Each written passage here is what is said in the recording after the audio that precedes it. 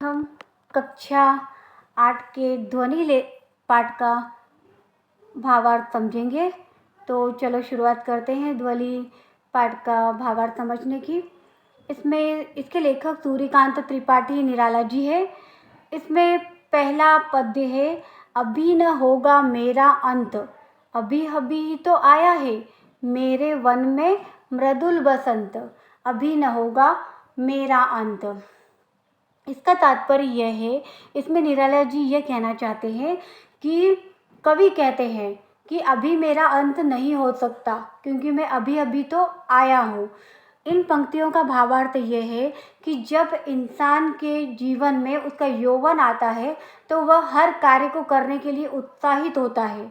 जिस प्रकार से डालियों में फूलों की कलियां जो मासूम सी नन्ही नन्ही कलियां खिलती है, तो वो वसंत अभी जंगल में अभी आया है, तो वो फटाफट झटपट तो वो फूल नहीं बन सकती, वो धीरे धीरे खिलेगी और फिर जंगल को महकाएगी। तो कवि ऐसे ही कहते हैं कि मेरे जीवन में अभी यौवन का पदार्पण हुआ है, मैं अभी अभी मेरा अंत नहीं हो सकता, मेरे वन में मृदुल बसंत, अभी न होगा मेरा अंत।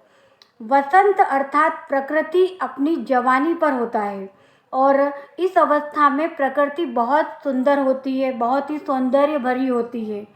तो अभी अभी मैंने जवानी में प्रवेश किया है तो मेरा अंत अभी नहीं हो सकता।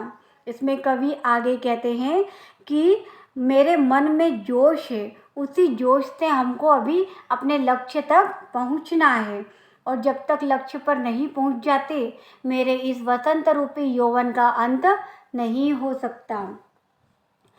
दूसरा पद्य है, हरे हरे ये पात, डालियां कलियां कोमल गात, मैं ही अपना स्वप्न मृदुल कर फेरूंगा निद्रित कलियों पर, जगा एक प्रत्युष मनोहर। इसमें कवि कहते हैं, इसमें प्रकृति का सौंदर्य वर्णन किया है कि प्रकृति कितनी सुंदर है हमारे आसपास। उसमें हरी हरी कलियां, हरी हरी डालियां हैं, कलियां हैं और उन पर बैठ करके चिड़िया तोते सब मधुर गीत गा रहे हैं। तो कवि यही कहता है कि जो सोए हुए हैं, जो निराशा भरे व्यक्ति है, उनको मैं अपने जोश से भर दूंगा।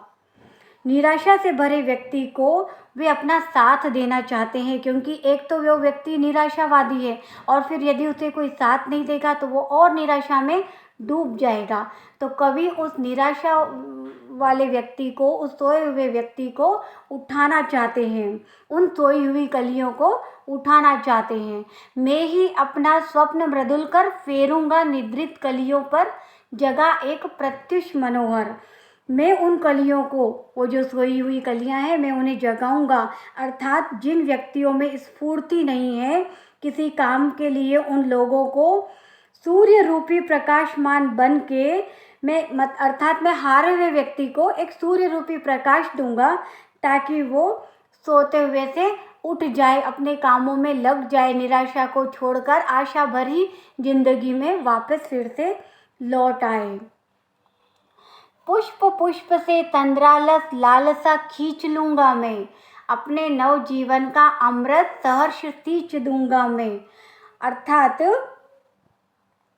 जो हारे हुए व्यक्ति है, जो आलसी व्यक्ति है, उनकी मैं आलसी को खींच दूंगा। जो उत्साह, जो जोश मैंने अपने जीवन में पाया है, जो लक्ष्य तक मुझे जाना है और उस लक्ष्य को प्राप्त करने के लिए मेरे मन में जो उत्साह है, उस उत्साह को ही मैं उस निराशावादी व्यक्ति में भर दूंगा ताकि वो भी उत्साह से भरकर अपने लक्ष्य तक पहुंच जाए। और इसमें प्रकृति को साथ में रखकर, अर्थात जो सोई हुई कलियां हैं, उनको मैं जगाऊंगा ताकि वो फूल बनकर उस जंगल में शोभायमान हो। द्वार दिखा दूंगा फिर उनको, है मेरे वे जहां अनंत, अभी न होगा मेरा अंत। अर्थात मेरे यौवन से, मेरी जवानी से जो मैंने उत्साह में काम किया है, उनसे आलस भरी हुई कलियों को मुझे उठाना है और निराश व्यक्ति को अपनी ऊर्जा भरकर उन्हें वापस से नया जीवन देना है क्योंकि अभी वसंत चल रहा है, अभी मेरा अंत नहीं हो सकता। अर्थात पुष्प रूप में लूँ तो अभी मैं कली हूँ, मुझे फूल बनना ही है। और यदि ज़िंदगी के यौवन रूपी में लूँ तो अभी मैं जवानी में कदम रखा है, अर्थात मुझे अभी और जीवन जीना है। अभी मेरा वसंत पूरा नहीं हुआ है, अभी मेरा अंत नहीं हुआ है। तो बच्चों, इसमें प्रकृति का सौंदर्य वर्णन भी है और जो हमारे इंसान की प्रवृत्तियां हैं, बचपन, जवानी और आगे बुढ़ापा, तो बचपन से उठ करके हम यौवन में प्रवेश किया है और हमें बहुत उत्साह है आगे काम करने के लिए। तो वही सब इसमें निराला जी बताते हैं।